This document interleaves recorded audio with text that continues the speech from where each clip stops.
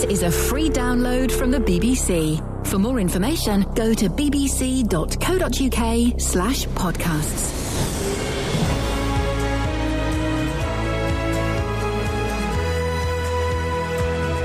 Hello, dear listener, this is Iain Lee. Thank you for downloading my podcast. Welcome, welcome, welcome. On the podcast, you can hear if we ban Dennis from Dunstable, if we manage to get hold of Joe Brown, and if Dave in Luton is bald. Across beds, hearts and bucks. This is BBC Three Counties Radio. Joe Brown, the ukulele album, deluxe edition. Wonderful. Wonderful. Now, when I brought this in, genuinely excited, my huffing and puffing, my heaving and hoving producer, Catherine Boyle, you gave me a really filthy look. And you thought I was being all ironic and sarcastic when I said, I'm looking forward to playing this. I like a ukulele as much as anyone. But really, come on. I thought you'd be into it as well. Go on, what hits has he got there? OK. Mr Blue Sky by ELO. Oh, Dealey, that's a surprise. Hello, mate. Yes, hello. Now, listen, hello. have a look at this. Joe Brown, the ukulele album. Legend. Catherine Boyle was disgusted when I presented this. Mr Blue I was Sky. appalled. Yeah. ELO. I'm Not in Love, 10cc. Pinball Wizard by The Who. On a ukulele? Yeah. The Ace of Spades by Motorhead. Should we have a little listen to The Ace of Spades Yeah, go by on. Motorhead? You're a big fan of Joe Brown, aren't you, Jeff? I think it's fantastic. Has he been on your show on a He Saturday? has. He's been on, actually, do you know what, Joe Brown has been on my show more times than anybody else. Really? Yes, because he is a legend. 52 years in the business. Yeah, you can't knock He's obviously that got a lot guy. of work on. You can't... let's have a listen to this. This is Ace of Spades. Wrong failure. Here we go. If you like to gamble, I'll tell you you'll win. You win some, you lose some, it's all the same to me. Fantastic. Lemmy's going to be livid. I bet Lemmy's loving it. Here we go. The pleasure is to play. It makes no difference what you say. The Ace of Spades. The Ace of Spades. I don't share your I don't care. the only card Here we go. I need is the ace of spades. The ace. That's not Guy bad. Ritchie's listening to this. This is the next soundtrack sorted. Well, all right, let's just try a little bit of Pinball Wizard by The Who. It's a rock classic. Let's see what that's like. It's very similar. That sounds it. Oh, no, hang on, that's the wrong one. No, that's Hula Girl. This one, here we go. Oh, look. This is the one, by the way. It's concerts. They go the wildest to. Really? Yeah. Can they go wild at a Joe Brown concert? Oh, they do? Of course you can. Here we go, listen to this. This is fantastic. Oh. Wait for the bit that goes ding-a-ding-a-ding. Here we go. Ready? Take it away, Joe. Oh, Beautiful. actually.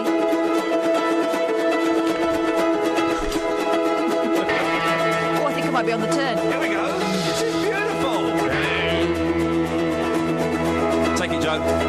Ever since I was a young boy, I played the silver ball from Soho down to Brighton. I must have played them all. but I ain't seen. Right, this is fantastic, OK? This is fantastic. I quite like that. We're going to play a song from this tomorrow. I've decided. Tomorrow, the first hour... Just one? Can we not play the whole thing? Go on. No, I'll tell you what. You play a song tomorrow morning. Yeah. I will take the CD out onto the streets of Beds, Hearts and Beautiful. Bucks and get people's feedback, and I will fix it so they all say it's great.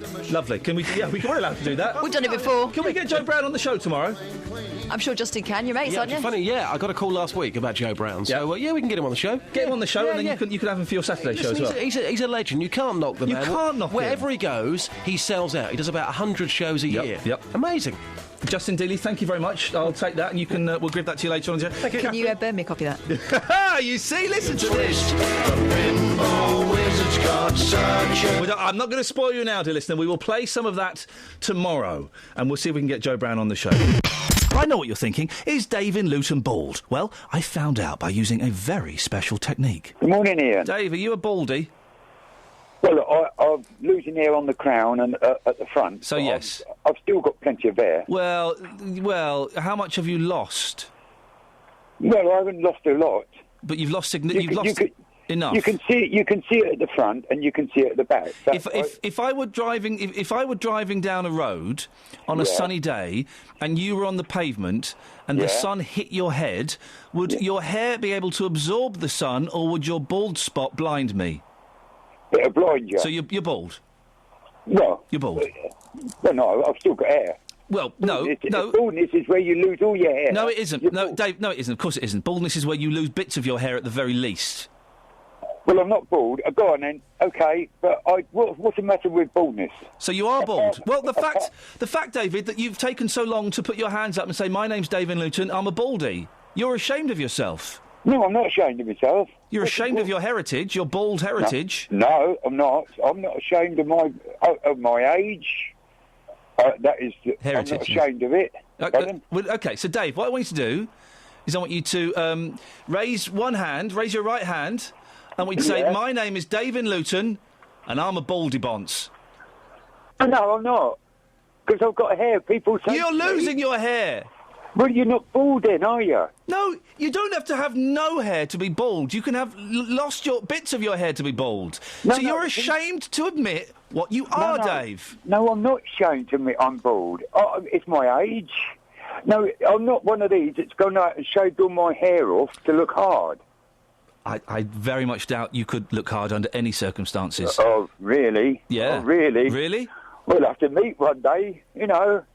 I'll have to come up that on Three Counties Radio. Well, if it takes you that long to remember what it's called, it'll probably take quite a while for you to find the building. So, David. Yeah. Give me a favour. Slap your forehead. Baldy! You can hear it! I can hear it! Not. That's like you slapping someone's bum! Hold on. I'm slapping my hair now. Yeah, I can't hear that, but you slapped your head and it was bald. Because I'm slapping my hair. Yeah, but slap the bald bit of your hair. I'm getting angry now. Hang on a second, Dave. Yeah? Are you the Dave that I banned the other day? Oh, here we go. Yeah, you're the one that left me and Dennis and that other gentleman talking to ourselves yesterday. Right, OK. Can you please... You are banned for the rest of the month. Can you please stop phoning the show and hassling my staff, David? Otherwise I'll have to get the authorities involved, OK? Oh, what authorities, though? You don't want to know. Justin Dealey has his own views on baldness. He's entitled to his own opinion, even if he's completely wrong. We're talking baldness. There is lots of the papers. It's a cracking story, this, Justin. It's not a cracking story. Sorry? It's not, because there will never, ever be a cure for baldness. Well, there is a cure for baldness. No, there's not a cure for baldness. I'm trying to find me a copy of the Times. It's in the Times. It's a pioneering technique that generates new hair follicles that could help to banish baldness. That's according to research. For the first time, scientists have shown that it is possible to renew follicles capable of sprouting human hair. Okay. Now, this research is in the early state, and clinical trials could begin in the near future. Yeah. OK, hang on a second. Wayne Rooney's bald, isn't he? Oh, no, he's not. There's a picture in the newspaper with a quiff. Oh, Elton John's bald. Oh, no, he's not. He's got a massive big head of hair now. They've cured it, Justin. Elton John is wearing a wig. No, he's not. He is wearing a wig. He's not wearing a wig. He is wearing a wig. He's not wearing a wig. And Wayne Rooney's had cosmetic treatment that he's paid thousands of pounds for. That's not a cure for baldness. Right, listen, Elton John is not wearing a wig. That is his hair. He has grown hair. Oh, come on. He has grown hair. He's had, what do they call it? Plugs. Plugs. I nearly said something. I nearly did. I stopped. He's had those plugs put in, so hair grows back. He's cured of this debilitating disease. Listen, it's a decent wig, but it is a wig. Listen, well, can I just say, Elton John and his partner Graham Furnish, please address all legal writs to Justin Dealey, BBC Three Counties Radio, Luton. Thank you very much. Do you know what, indeed. I understand why he's done it, because, in that business, you need to be looking young, let's say. I think Elton John without hair simply wouldn't be the same, because he is flamboyant. He's got to have the hair with the outfits. He wants to go on stage looking his very best, and if he feels that he wants to have a wig, that's entirely up to him, and good for him, but there will never be a cure for baldness. There just won't. OK, well, supposing there were a cure for baldness, Justin. If there was, I think it would be very, very popular. I think most men would want to take that, personally. I think most men would love to have a full head of hair. But like yourself, to be fair, at 50 years old, you're looking good. You've been speaking to people today, Justin. What have they been saying? Yes, I've been talking to men who are bald, and I've been talking to men with mullets, and here's what happened, Ian. 2003, I was 22 years old. OK, now, if I offered you a cure for baldness and you could grow your hair back, would you want that? Yeah, I'll definitely go ahead with it. I mean, it's not my opinion. It's like my wife, relatives, they all advise me to use those creams, hair grow, this laser. How does that make you feel? You got your wife saying to you, I want you to have hair. That can't be good. she feels sorry for me, like, losing my hair. She thinks makes me look older. And then even people, like, when they see the wife and they see me, they think she's my daughter. Oh, come on, though. Look at you. I mean, you still look good. You've got a good personality. Surely it's the personality that counts, not whether you've got hair or not. I definitely agree with you, but you don't want to be told... if you're going for a walk with your kids, you don't want to be told that they're your grandkids. And that actually happens? Yes. So, if you don't mind me asking, when did you start to lose your hair? Possibly mid-30s. If there was a cure for baldness, would you want it, or are you happy just the way you are? Quite happy the way I am. We're hearing stories this morning about people who lose their hair can be depressed. Did that happen to you, or did you have more important things in life to worry about? Yeah, absolutely not. It's the least of my worries. I've got lots of other things going on which make me happy. Now, Adrian, you have a full head of hair. You're a lucky man. But if you were to lose your hair, would that make you feel depressed? No. What do you think about these men who go out and spend thousands of pounds trying to get their hair back? They're daft. Totally mental. The way you are is the way you are. If you lose your hair, you lose your hair. If you don't, you don't. It's as simple as that. Hey, good morning, sir. Who's that on the phone? It's my friend. What's your friend's name? Chandra. Can I have a quick chat with him? Is that okay? Yeah. Okay, 1 second. Hey, it's Justin here. I'm from Iain Lee's show. I just want to ask your friend one quick question. Is that okay? Yeah, lovely. If you hang on the line. From Iain Lee's show. Lovely head of hair. How would you feel if you were bald? If it's gone, it's gone. You can't do anything for that. Except wearing a wig. Would you wear a wig? No. Do you want to talk to your friend again now? Yeah. Thanks very much. Have a good day. Yeah, you too. Sir, good morning. You're 22 years old. You have a full head of hair. Yes. If you were to lose your hair, how would that make you feel? Quite sad. Really sad. Cold. Wow, we're getting deep again, aren't we? Yeah. So it would genuinely upset you? Yeah, very much so. So what would you go and do about it? Would you do anything at all? Probably invest in a nice hat. Hair transplant? Possibly. Because a lot of men have said to me this morning, if I lose my hair, I lose my hair.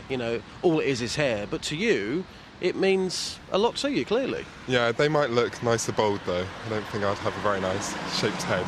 Well, I don't think it's going to happen, judging by your hair. Listen, have a good day. Thank you very much. Cheers, thank you. Right, the thing that really annoys me, Justin... Go on. And this gets me angry, is when people say bold instead of bald. Bald? Bold means you're brave. I don't like bold men. What, brave men? You mean bald men?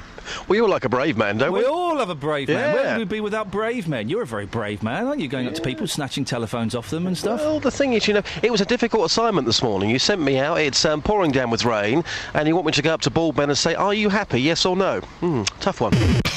I can hear a squeaking. Who's that? It's me. Oh, for goodness sakes. Hey, Dennis, nice to speak to you, mate. Well, I'm just listening to you drivelling on. Oh. That spider business, my wife woke me up at 5 o'clock this morning to tell me there was a tarantula in the bedroom. Not my bedroom, her bedroom. Where was the tarantula? God knows. I think she woke up and put her glasses on and saw the wrong thing. Several things spring to mind here. First of all, tarantula. Yes, she said it was... tarantula. She wouldn't know if it was a woodlouse, actually. And you sleep in separate rooms? We do, yes, thank God. So who decides when you have some rumpy pumpy? Is there a secret knock on the door? No, because the problem is it's very difficult at our age, to get the... yes, okay, yeah. You asked the question. Yeah, I know he's asked the question. Now then, can I just...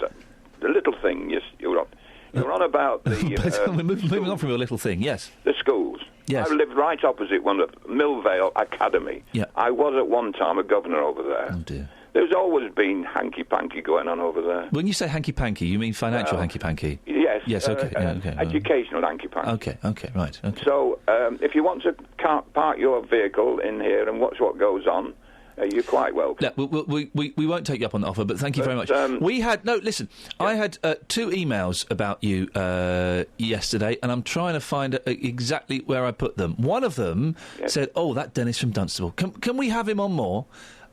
He's brilliant." Could we have him on more? Could we have him on more? No, but yes. could we have him on more? No, we couldn't. It's Jim Jam in Milton Keynes. Oh my God, that Dennis is brilliant. I'm laughing so much I'm now wearing my coffee. She said, that's about you. But then we had another... calm down, though, because we had another email saying, oh, for goodness sakes, can you please... Keep him off. Keep him off. I don't want him on. Let him come on once a week. So what we're going to do, Dennis... Yes. We're going to put it to the listener vote. Yes. OK? We're going to put it to you, dear listener, to decide. Is Dennis allowed on once a week or more than once a week? 08459 455 555 81333. Start your text 3CR. Once a week or more than once a week. Dennis, you've got 20 seconds to sell yourself to the listeners. Right. Yesterday, you asked me to look into the murder rate. OK, going to stop you there. Yep. That's not really going to sell yourself to the listeners. Why? Well, no, not to come round and kill me. Right, the school across the road. Yes. Yes, I was a governor there, and there was a little bit of... No, right, hang on a second. You're not selling yourself to the listeners. No, I'm selling the blasted school because... Don't forget the school. The school aren't here. I don't know what you're talking about. I don't want to talk about the school. You've got 20 seconds. It's like the X Factor, OK, when I've never seen it. Have you got any Coldplay? We could play that underneath. Unfortunately, no. I'm guessing there's a bit in the X Factor when the viewers kind of make that phone sign at their hand. You have to tell us how much you want it and what a journey it's been. Yes, ring these people up and tell them what a brilliant bloke I am. No, We'll never give this man a minute's rest if he goes out. You have to tell them what a brilliant bloke you are. Well, I'm telling you then. No, well, tell them. You're telling them to tell me. You tell them. Right, tell them. Tell them to do what? Go out and listen to someone else. Kath, explain it to him one more time. Right, Dennis, you know in these programmes where they get 30 seconds to say why they should be chosen over anyone else. So we want you to use buzzwords like, it's been a journey, it's been an emotional roller coaster, I've come so far. We'll pretend you do. Oh, pretend I do. OK, I'm, 12 years old, listening to rubbish for 30 seconds. Oh. When I want to watch the television, it's much more interesting, and as far as I'm concerned, it's a sheer waste of 30 seconds of my very long life. OK? Well, I don't... OK, well, you've heard Dennis... I'm not going to sing and dance. No. Nor am I going to expose my bosom. Oh. You've heard Dennis there, dear listener. What do you think? Should he be allowed on... as Pete's email's here, can you try and limit Dennis to Dunstable before 7:30 or have him just once a week? It's over to you, dear listener. Oh, wait... Pete goes on. It's 2 days in a row I've woken up to his whining northern voice. Oh, no, hang on a minute. 08459 455 555. You can send us texts as well, 81333. We're going to put it on the Facebook page as well. Just get a random picture of an old man. Northern voice. It's this dribble from the south that gets me up. Facebook.com/BBC3CR. It's over to you. You have your say in this, dear listener. Does Dennis come on once a week or more than once a week? Dennis, do us a favour. No. Hang up. Why? I want to listen to you. OK, I'll cut you off. With the BBC, you own us. Yeah, right. So we're letting you have your say. Does Dennis from Dunstable come on every day when he fancies, or does he just come on once a week? Emanya's in Dunstable. Good morning, Emanya. Good morning, Ian. You right? Yeah, I'm fine, thank you. Dennis in Dunstable, what do you reckon? Yeah, well, definitely 5 times a week, yeah. Really, why? Because it's funny. What does he say that's actually funny? Well, everything he says is funny. Hang on a second. It's moaning about his wife, yeah? Yeah? Yeah, well, all of that. Yeah. Hang on a second. Is this Dennis in Dunstable putting on a silly voice?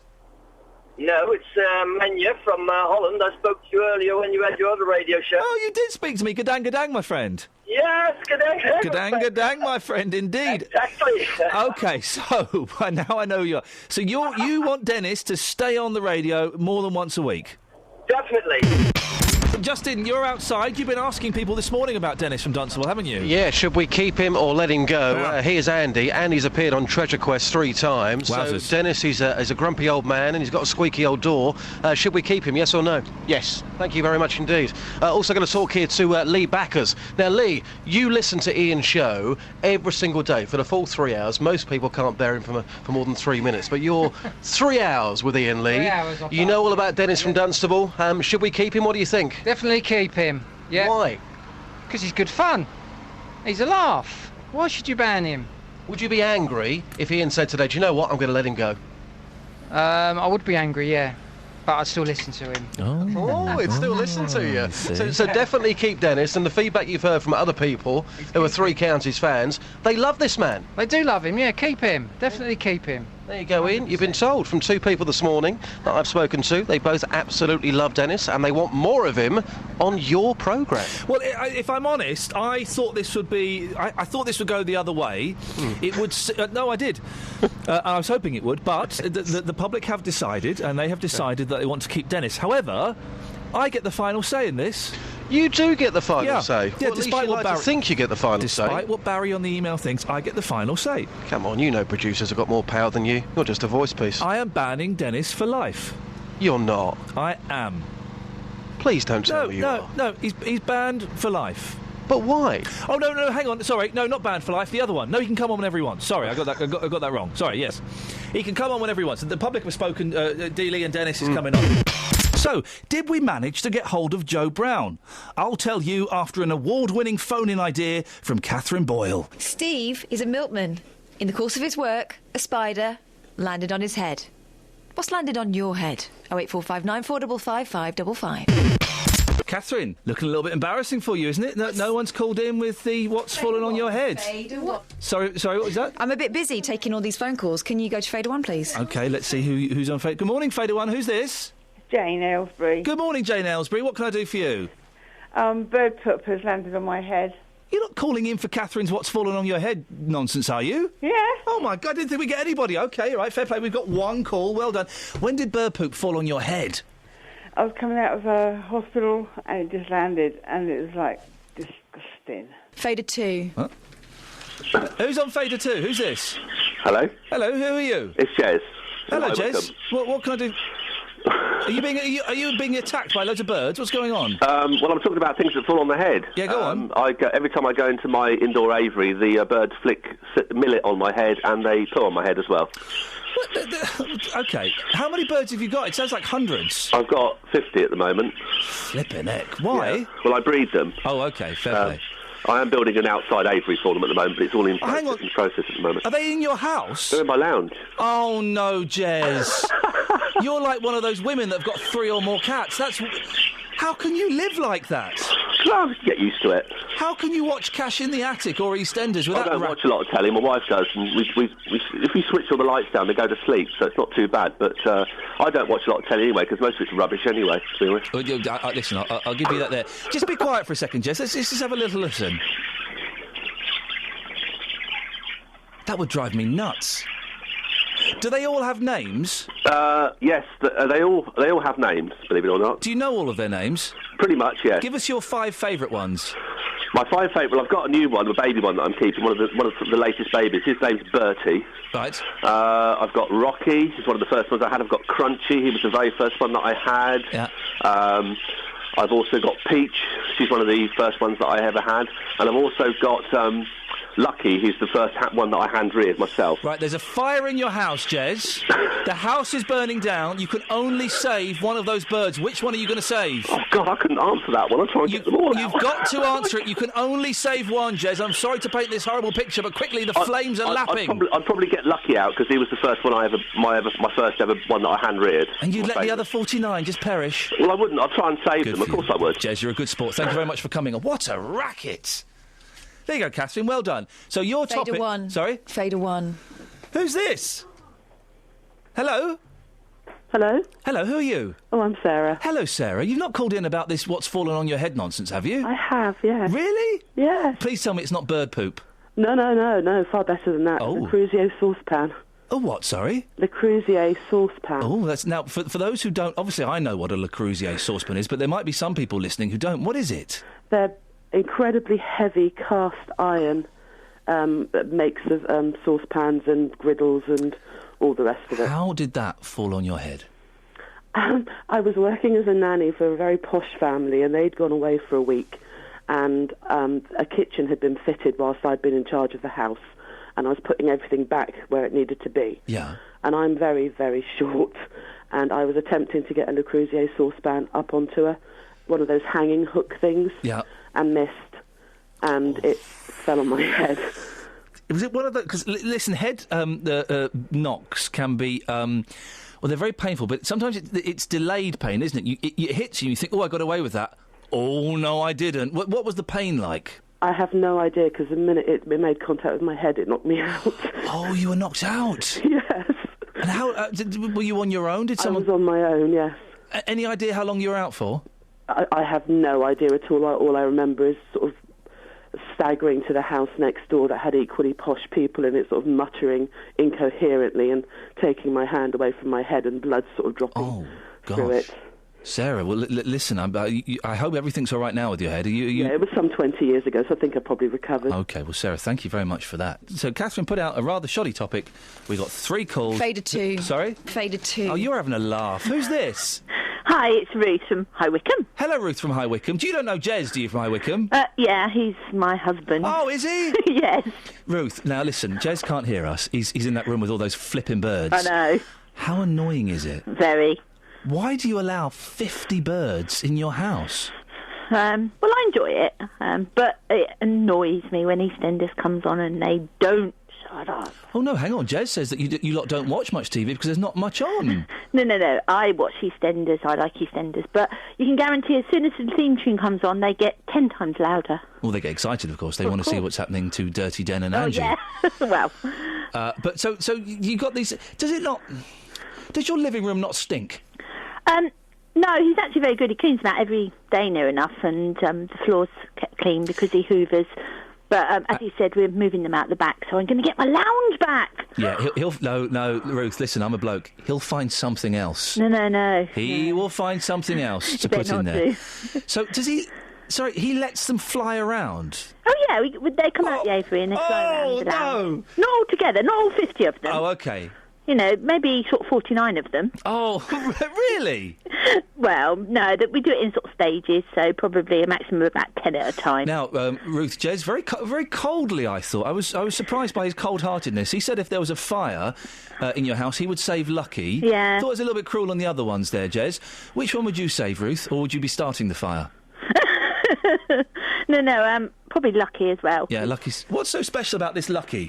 Well, he was the first one that Jez bred, but also he was like, we had to hand feed him, like with a syringe, you know, had to sort of feed him every sort of 2-3 hours. Oh, Ruth. Right at the beginning, and he's very sweet. And as the song says, you know, up all night to get lucky. Well, I don't think that they were talking about budgerigars there. Oh, but did something fall on your head, Ruth? Yeah, raindrops. Oh, for goodness sakes. That doesn't count. Now, back to Joe Brown. Did we get him? Or didn't we get him? Or did we get Bo Down, a tribute act?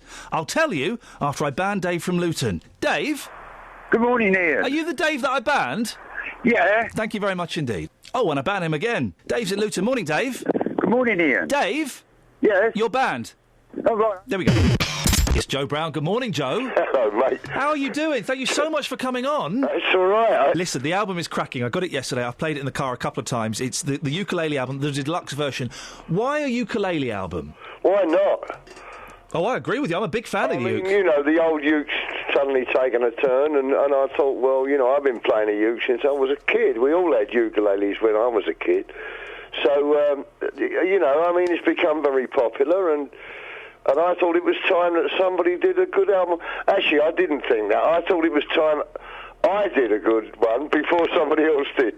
Well, no, and there's some cracking... We played Mr. Blue Sky earlier on, which is a wonderful song and a wonderful version. Oh, thank you. I was surprised to see the Ace of Spades on there, Joe. Yeah, well, we kind of pinched that from my daughter Sam runs a couple of these uke clubs. Does she really? Yeah, and they were doing that. And so my son, Peter, who's the producer, said, look, he said...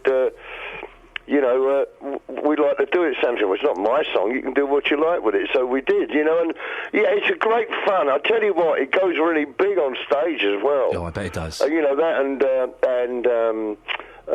Mr. Blue Sky, and what's that? Oh, yeah, Pinball Wizard. We played a bit of Pinball Wizard yesterday. That was that on a ukulele. That sounded wonderful. Well, it's got that sort of raucous kind of sound about it up the top end, you know. No, we had great fun doing it, and we do a lot of it on stage, and it goes really well, because basically we make our records for our audiences, you know. We're not really charters, as it were, you know. So we make our records for our audience, and they love it, which is great for me, because, you know, we're on tour at the moment, and, you know, we do about 100 shows a year, and it's great to go out and know that you're going to entertain them with something that's a little bit different, you know? Joe, with the greatest of respect, right, you've been doing this for 52 years now. 100 shows a year. Don't you feel like taking a rest? Well, I've only been doing 100 shows a year for the last 20 years. I was doing 365 shows. So this is you taking a rest then? Yeah, well, I don't know. I mean, I got a great band and a great... Well, I've got a great team now, you know. I've done all kinds of things in my career, you know, with acting and plays, straight plays, comedy and all that, and pantomimes, and I always come back to it, the basics at the end of it, which is standing up in front of a great band with a great sound system, you know, and a great team, and this is what we do. I do it for the pleasure, really. Now, you mentioned pantomime. I'm so pleased to talk to you personally. I have to thank you for something you did it was probably about 33, 34 years ago. I came with my family to see you in Slough, in the Fulcrum, doing Babes in the Wood. We were sat in the front row, and you took the mick out of my dad for the whole show, Joe, and it was wonderful. And me and my mum and my sister, we still talk about that. Has he forgiven me? Just about, I think so, just about. Just about forgiven me. What a lot of people don't know is that you were huge friends with George Harrison of the Beatles, weren't you? Yeah, well, George was best man at my wedding. Was he really? Yeah. I didn't know that. Yeah, he was a great friend of mine, and he's a guy that sent me that record, because the thing that George and I got on so well was that we were neither of us really are musical snobs. We weren't in that kind of, we've got to do rock and roll. We loved all kinds of music, especially George went right back, you know, and he sent me this album by a bloke called Ike Edwards, Ukulele Ike, his name was, Ukulele back in Ike. the 30s. Yeah. And this was the guy that was the voice of Jiminy Cricket on the... You know, in the original... In the Disney film, yeah, of course. The Disney film. And that song, See You in My Dreams, was on the record that George sent me. Fantastic. So I knew the song, because of course I knew the song, because I grew up in a pub in the East End, and they used to sing it in there. Yeah. So I thought, this is a great... you know, a really nice, a really good song. So I started closing my show with it way back. And then when they did the tribute concert for George at the Albert Hall, George's wife Olivia asked me if I'd close the show with it, yeah, which I did. And I'd like to think that perhaps had something to do with the resurgence of the ukulele. I think you're probably right, because it was kind of around that time, a little bit after, that the uke really started to take off, didn't it? Yeah, it did. And at last, I thought, because I've always respected it as a musical instrument. You know, the thing is, when I was a kid, it was very cheap to buy a ukulele, and well, actually it still is. But the trouble was, they put it into the toy guitar bracket. In the toy section, yeah. You know, it became a toy. And it's not a toy, it's a great instrument. And like I say, you can buy one quite cheaply, and they're dead easy to learn. Well, this is the thing. I play a little bit guitar, and a few years ago, a friend of mine bought me a uke, and I thought, oh, yeah, whatever. I was bored one rainy afternoon, got it out, went on the internet. Within 20 minutes, I got 3 Beatles songs down. It is really easy, isn't it? You see, the thing is, it gives it back, doesn't it, straight away? Yeah. And, you know, should you so desire, you can become a real virtuoso on it. You know, I've heard some of these Hawaiian guys that sound like Django Reinhardt and not too up, you know what I mean? So no, it's a great little instrument. I'd love to see them in schools, actually. Do you know, that's much better than the recorder. That's a cracking idea. That's an awful thing. It is awful. Listen, when it's played well, it's wonderful. But 8-year-old kids playing recorders is not wonderful. You talk about your team behind you, Joe. You're working with your family a lot now, aren't you? You said Pete produced the album. Well, Pete's in the band with me now. Right, okay. I mean, Pete's taking charge of the band, and he's a great help, because he's a great musician, Pete. Yeah. And well, so is Sam, you know, but of course Sam lost her voice with this operation she had. I didn't know she'd lost her voice. Yeah, a few years ago. So dear. So that's why she's doing these ukulele clubs, you know. Oh, well, good for her, for keeping her hand in. Yeah, she's very musical. Yeah. She's a great keyboard player, you know, Sam. So she's a great musician, but they're all good musicians, my kids. I'm really proud of them all, you know. You should be. Joe, listen, I appreciate you coming on. Just if you want to go and see Joe playing, he's playing at the Stables in Wavendon on the 25th, the 26th of October. And is it a mix of ukulele and sort of guitars and stuff? We do some of the old ones and some of the uke sums and some of the others old favourites that we do that we haven't recorded. Fancy hearing a feisty argument? Then you're in luck. MPs in Bedfordshire have told BBC Three Counties they have concerns with the way a chain of academies are operating. The Barnfield Federation, which runs academies and free schools in Bedfordshire, is under investigation by 2 government departments. But now several MPs say that they've raised their worries with the Secretary of State for Education, Michael Gove. Well, Stephen Hall is one of the Barnfield Federation's 2 interim CEOs. He joins me now. What do you say about these investigations, Stephen? Well, thank you. Good morning, Ian. And let me first thank you for giving me the opportunity to reassure parents that both the college and academies are continuing to operate as normal, providing high-quality education and training to our local community. Sorry, and your response to the question? And in terms of our investigation, we are working with the Skills Funding Agency and the Education Funding Agency, who are investigating the with a focus on our learner management and financial systems within the college and wider federation. We're working closely with them. We don't expect to have any formal report from them for 4 to 6 weeks, but when we get that report, we will then be reflecting on what their findings are. Pretty worrying, isn't it, Stephen, having 2 government departments investigating you? That's not great.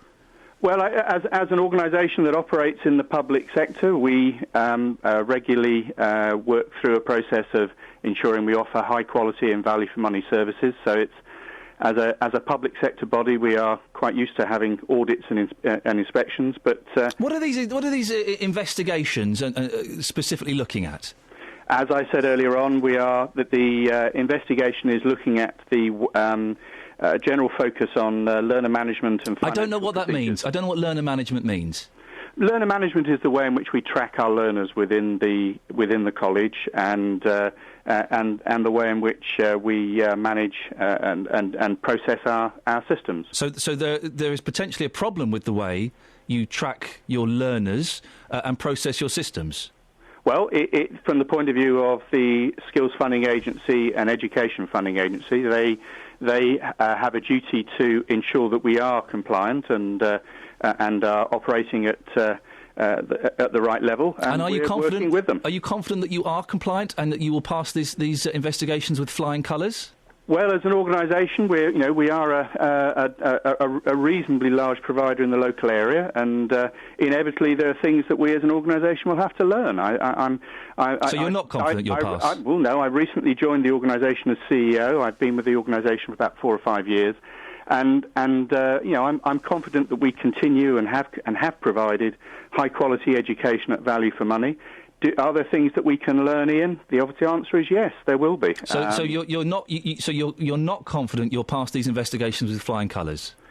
I think there will be things we will need to learn. What things do you think they might be? We have yet to see, Ian. I can't comment on that. But you must have an idea. If you think there'll be things you need to learn, you must have an idea where you're failing.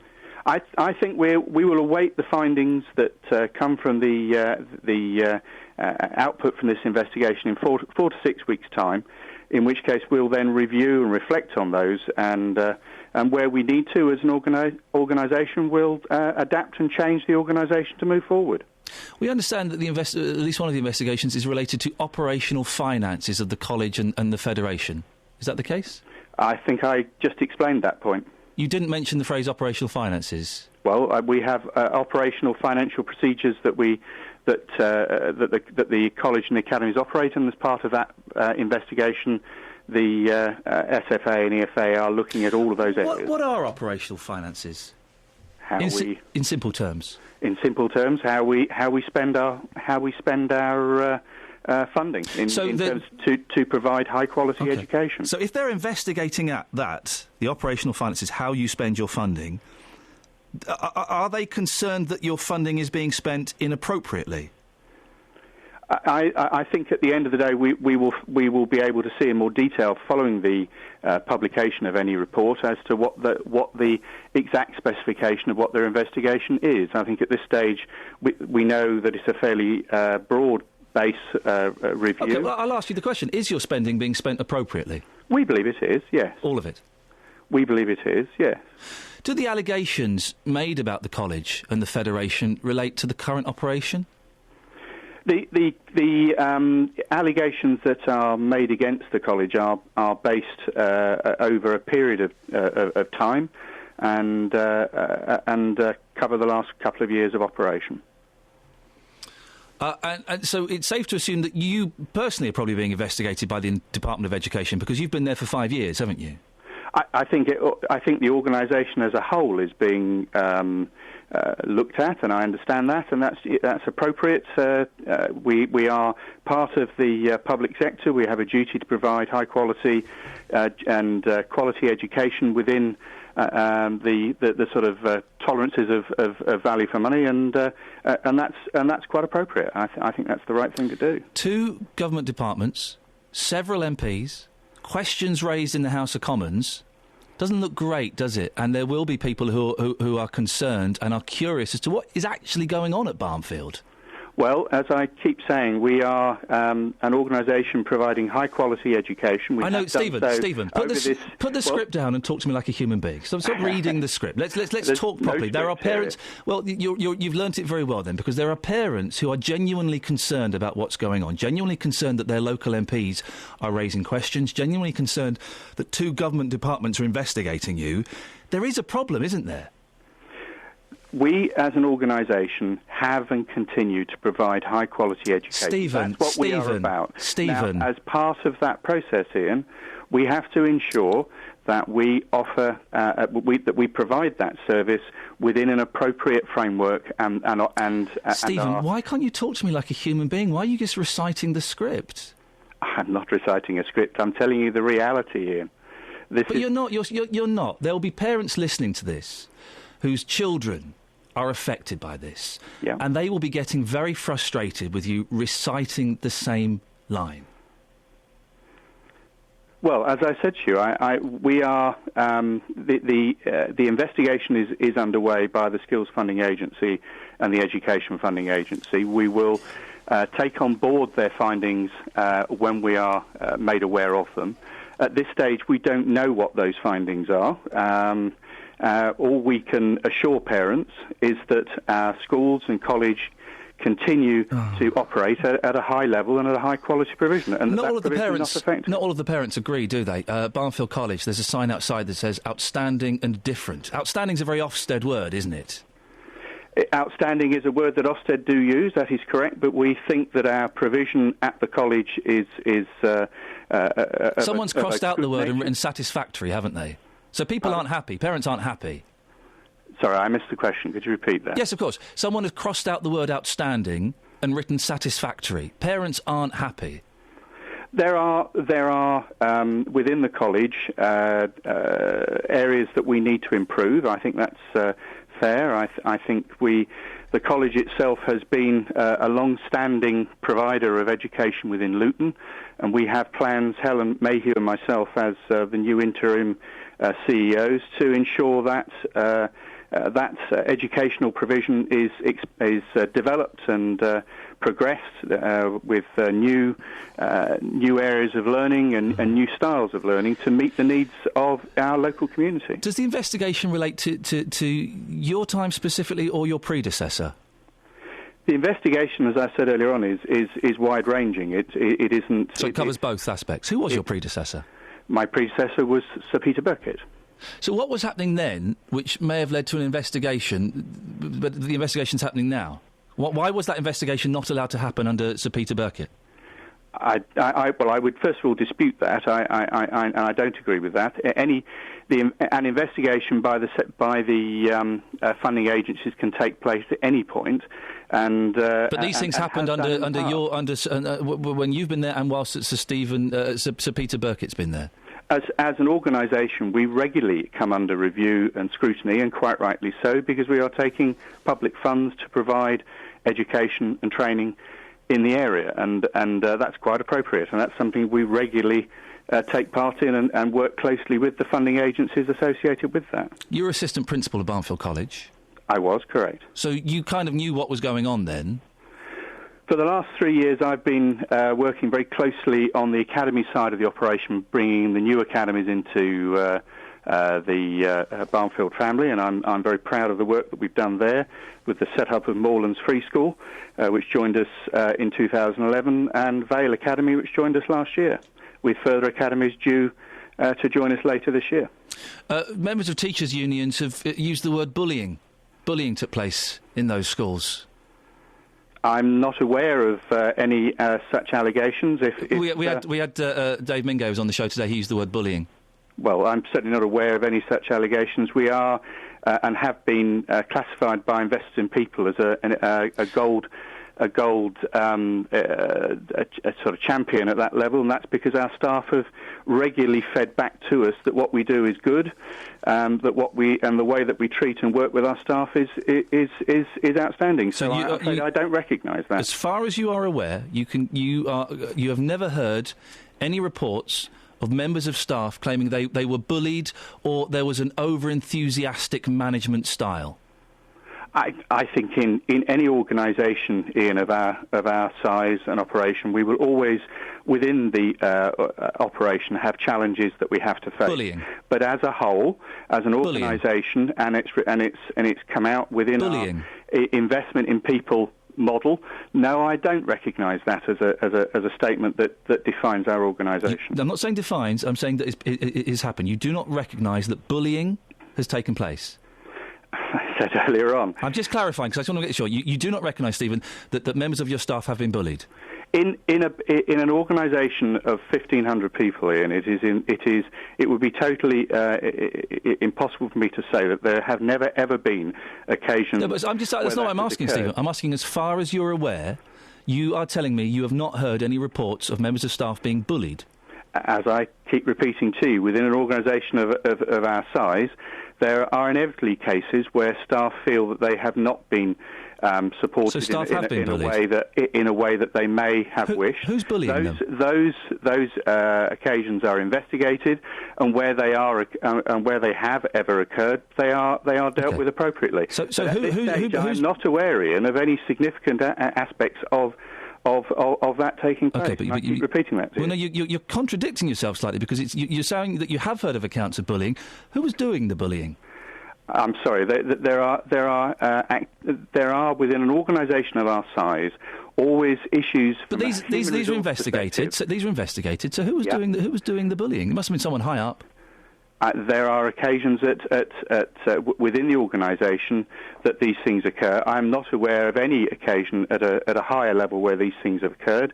But as I said, we have a very robust HR and management system. We are. What happened to the bullies? Consult our staff. What happened to the bullies?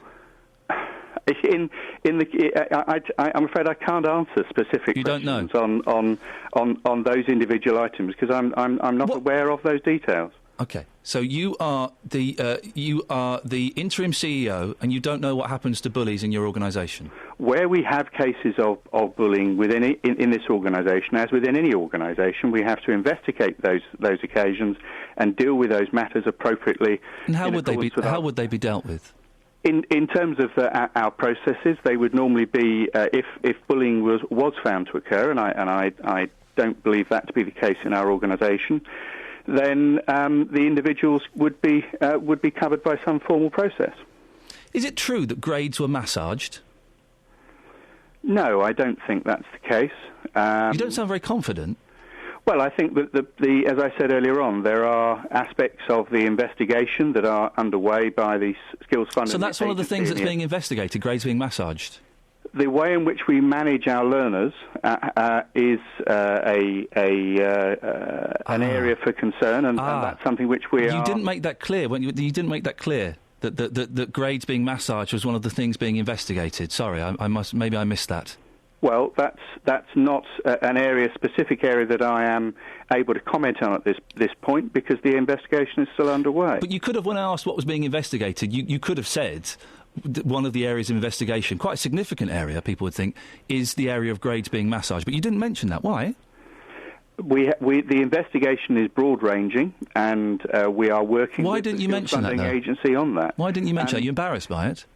At the end of the day, allegations have been made, and they are being investigated. None of those allegations are at this stage proven. But I'm just like the question, Stephen, is why didn't I ask you what was being investigated? It turns out we've just discovered that grades being massaged is being investigated, and yet you didn't mention that when I asked. Surely that would be one of the first things you'd have mentioned. Well, at the end of the day, as I said earlier on, the investigation is underway. It's broad-ranging. No, that's not the question. I just wondered why you didn't mention that when I asked what was being investigated. Why you didn't mention grades being massaged was being investigated. Why not? Because the investigation is, as I said, broad-ranging. Okay, and you didn't think it was relevant to mention that? And we are waiting for that report to be published. You didn't think it was relevant to mention that? Before we can comment further on the detailed findings of that investigation. I didn't ask for the details, just asked what was being investigated, and you didn't think that was important enough to tell people that was being looked into? It is part of a scope of the investigation, but as at this stage, there's been no report on this and no proof that this has occurred. But there's an investigation taking place into the massaging of and you didn't think that was important to mention that? There is an investigation taking place. When we know the details of that investigation, Ian, we will come back and... Okay. I asked what was being investigated, and I would have thought that would have been one of the first things you mentioned, but obviously you didn't think that was important. But in the meantime, while these investigations into grave massaging are taking place, you are delivering, as you say, high-quality education. Well, first of all, I don't agree that grade massaging is at this stage occurring. No, I didn't say that, Stephen. Had that.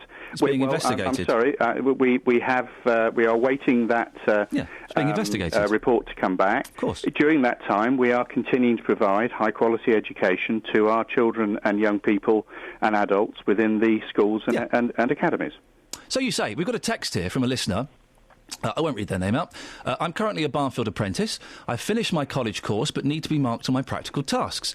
The man that has marked it for me is near redundancy, but you need someone at college to double-check his work for me to finish the course. The 3 people that could help at college already have redundancy and have left. I finished my practical tasks 3 to 4 months ago. I'm waiting every month for my certificate so I can complete my course and get my promised pay rise from my employer. High-quality education. I think within individual areas we may need to sort of look and investigate that in. But as a rule, I think we are providing across the piece, both in the college and the academies, very high quality education. We have 2 of the highest performing academies in Luton, as I know you're aware. And they were 2 of the lowest performing schools 5 years ago. So I think we do have a track record of providing high quality education and training, and I think that's something we're very proud of. This is Iain Lee, BBC Three Counties Radio. We're talking to Stephen Hall, one of the Barnfield Federation's 2 interim CEOs. Luton MPs Gavin Shuker, Kelvin Hopkins raised a specific allegation passed to them on the condition the person remained anonymous of poor financial management at the college. They also raised concerns about extensive staff reorganisation, large-scale redundancies and a lack of joint working with the local authority. What's your reaction to that, Stephen? Well, certainly since taking on the role with my colleague Helen Mayhew, we have worked very closely with our local authority colleagues in both Luton and Central Bedfordshire. We have a very good relationship with them. We have a good relationship with local employers, and that is continuing to develop. So I don't see that as being a clear picture of us and the Federation. Okay, so you disagree with those 2 MPs, with Gavin Shuker and Kelvin Hopkins? I do, yes. You're proud of the way the academies have been handled. What do you think about Nadine Dorris raising in the House of Commons the failure to succeed with the academy at Fernwood and also the school in Dunstable, which they thought was going to be an academy under Barnfield? They bought their school uniforms, they're all set to go, and then Barnfield pulled out. Well, let me first deal with the Fernwood position. I was the project lead on that particular project, and no one more so than myself was saddened by the fact we were not able to bring that school into the fold. Unfortunately, free schools, I'm sure you're aware, Ian, are required to show demonstrable demand, and that the capital investment needed in them to set them up is appropriate. And unfortunately, after more detailed investigation with Department for Education colleagues, they took the view that it was not appropriate to take that school forward. So that, unfortunately, was outside of our control, but I understand the rationale for that. In terms of Brewers Hill, again, I think you will have seen our published statements on this point, but it has not, we have worked very hard with the Brewers Hill management team, and we have a very good relationship with them, but we were not able to come to an appropriate arrangement for the transfer of land with the local authority, and as such, unfortunately, we were not able to convert the school. You've overstretched yourself, haven't you? As I think you all know, refunded all... That's not the point, though, Stephen. I think you will know. That's not the point, is it, for the parents of those children who thought they were going to be going to one place and it turns out they're not? That school could potentially wither and die, couldn't it, as a result of that? Well, I have to say, long before we became involved, Ian, that school was under threat of closure. So you gave them false hope? We worked very hard with the school, and I know we have some very nice letters of support from the Chair of Governors and the head teacher at the school, thanking us for the support that we gave. And how many from the parents? Probably not many. From the head teacher and from the Chair of Governors, they none were from the involved parents. at the heart of what we were doing. Well, and the parents, I would thanked us suggest, for are what we involved even more. You've outstretched yourself, haven't you? The Federation has grown to 8 academic institutions, possibly 9 by the end of the year. You've overstretched yourself, haven't you? No, we don't think we have. We think we have the right level of management and financial support within our organisation. We have significant reserves. We are financially stable, and we look forward to taking our federation forward in the coming year. Go back? Sorry, just one thing I forgot about Fernwood. Nadine Dorris is obviously is very upset. How much were you paid by the Department of Education to look into all of that? There is a set tariff that is published by the Department for Education. So how much were you paid? Every free school that is set up in this model is paid a sum of about £20,000 to set the school up. And you didn't set the school up? And it unfortunately takes a huge amount of investment in time and. Did you refund the £20,000? Well, we worked with the Department for Education on establishing whether the school was able to be moved forward. Unfortunately, it was not. Did you refund the £20,000? But costs were still incurred to undertake that review with the department, and that was appropriately recovered from the department. So it was just £20,000 you took from them, or did you take more? We took £20,000 from the department. You didn't take any other costs? No. And you didn't refund that £20,000? No.